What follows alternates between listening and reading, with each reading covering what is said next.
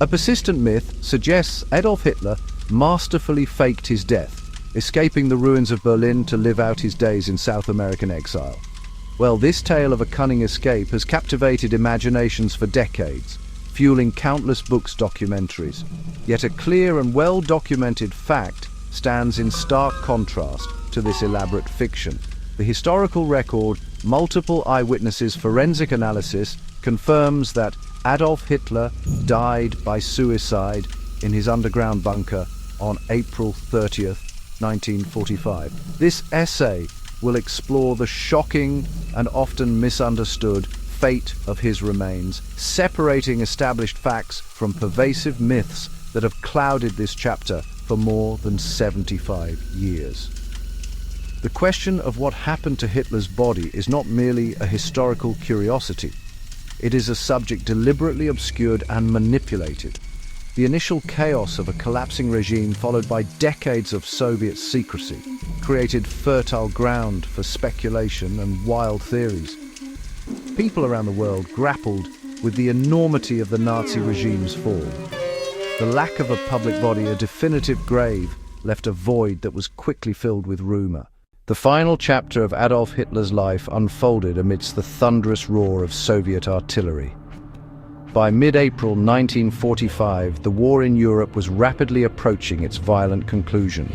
Soviet armies had encircled Berlin, tightening their grip on the Nazi regime. Confined to the Führer Bunker, a subterranean concrete fortress beneath the Reich Chancellery, Hitler received increasingly grim reports from the front. His plans for a final, glorious defense of the capital had crumbled. The city was a ruin. His armies were in disarray. His much-vaunted wonder weapons had failed to materialize. On April 20th, his 56th birthday, Hitler emerged from the bunker to award medals to Hitler Youth in the Chancellery Garden. Newsreels show a stooped, trembling man, a shadow of the once powerful orator. His physical and mental decline was apparent to his inner circle.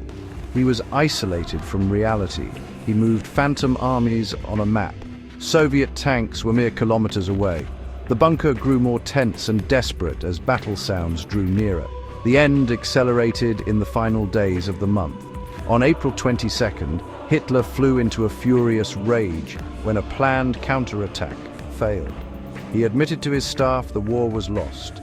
He announced he would remain in Berlin and die there. On April 29th, he married Eva Braun in the early morning. Shortly after, he dictated his final political testament. Just 2 days after Hitler's suicide on May 2nd, 1945, Soviet Red Army soldiers stormed and secured the Reich Chancellery complex. A special Smersh unit, Death to Spies, was given one mission: find Hitler dead or alive. They began a meticulous, gruesome search of the bunker and the surrounding gardens. The scene? Utter devastation. Debris, discarded papers, bodies of soldiers and civilians who chose suicide over capture. The Soviets wanted definitive proof. On May 5th, tipped off by a captured guard, Smersh found the bomb crater where Hitler and Eva Braun had been partially cremated. In the crater, charred, damaged remains of 2 bodies and the corpse of a dog.